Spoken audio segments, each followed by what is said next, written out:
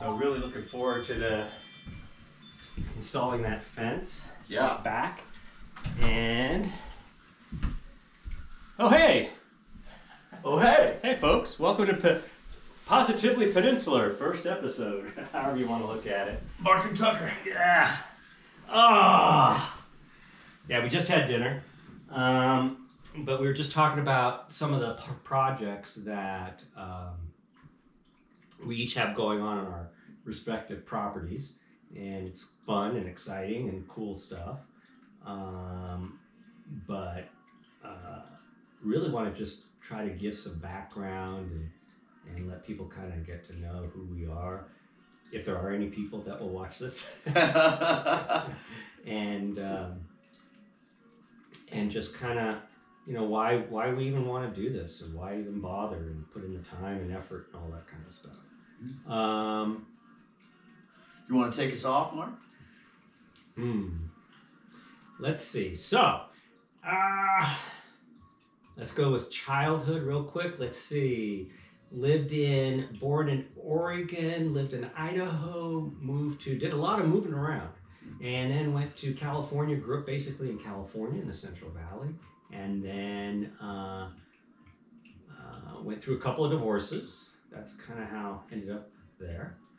So went through a couple of divorces as a kid, and then I can just go through the whole life real quick, but and then went to college down in California, and then went into the Peace Corps in West Africa, and I was in West Africa 4 years. Met my wife there, my first wife, and then got married, had 2 sons, lived in San Diego, and then moved to New York and worked there for the past 30 years, and then I just retired a couple of years ago. And so now I'm enjoying the beauty of the Olympic Peninsula. And so that's kind of in a nutshell. Oh, and I've been married twice as a grown-up. So I figured, you know, it worked so well as a kid, why not go through 2 as a grown-up? Yeah, try it on for size. Yeah. Not so much fun. The first one was fine. The second one, not so much. Well, now you got property projects instead of that. Yes. I know. I'm very excited about that. Plants for lovers. I'm all about the greenery. And you would know that, being an arborist. I'm really excited. I know you have a ton of projects too. You're starting a little more from scratch than I am. Yep. So I've got about almost a half acre, 0.45 acres, and it's been kind of destroyed by the people that used to own this place. And so I'm trying to revitalize the property, and it's just fun. I love. I'm not going to say I'm great at creating anything, but I like seeing things grow. Maybe that's a better way to put it. I've always enjoyed plants and all that kind of stuff. Yeah, I mean, watching things grow, that could be a project or a plant, tree. I mean, you said arborist. I'm an arborist. We met because I climbed some trees and then came upon this idea to do this. Yeah. And I mean, I've done a couple of projects around here. It's certainly been a lot of fun, and it's been a joy to imagine what comes next. I grew up in the Pacific Northwest as well, and I left and, you know, did some artistic things on the East Coast, and ended up back here after fighting some wildfires and started my own business as an arborist. And it's just, I think the journey, living in a big city, living in a small town, and ended up on my own property, that's kind of given me a vision for why I want to be in the tree service as well. It's about shaping and maintaining places of beauty and places that we want to be. And I think it's a blast to meet a homeowner like yourself and a property owner that wants to create a park, a place that is very pleasant and fun to be in. You know, it's not destroyed. I mean, out back it looks like. At some point, we'll definitely have it on film, what the back looked like. But the people that used to own this were, I'll just say it, they were meth heads. this used to be a druggie house, very infamous house in the area, and they kind of just destroyed it. They chainsawed all these 100-foot trees. It was old growth and just decimated it.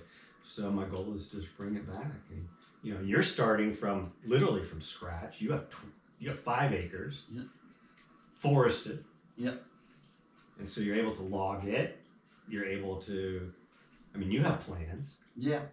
Yeah, absolutely. I mean, we're still figuring out what to do with that timber. I mean, a lot of it's just beautiful, and really intend on leaving most of it in place.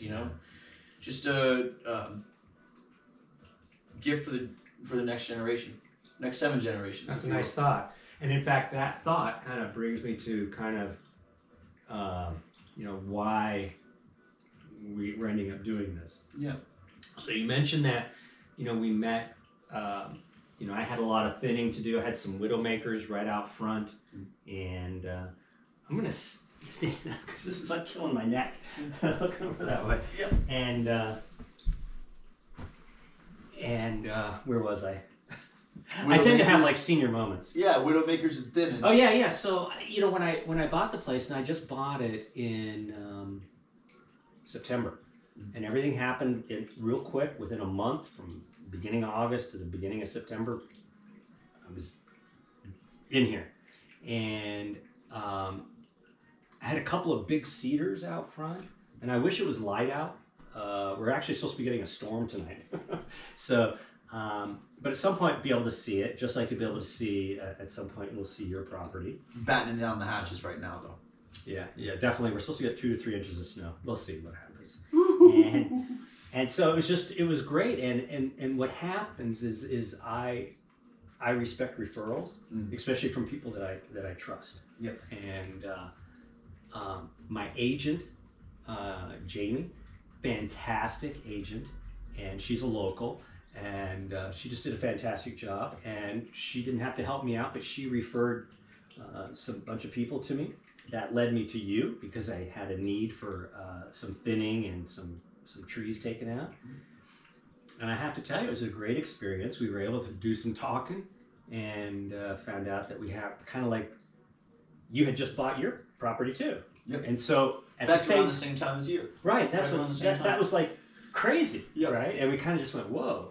And then we started talking a little more, and our backgrounds were very similar. Like childhoods sucked, or whatever. And it was just synergistic. And I had since I retired, and I'm a retired teacher.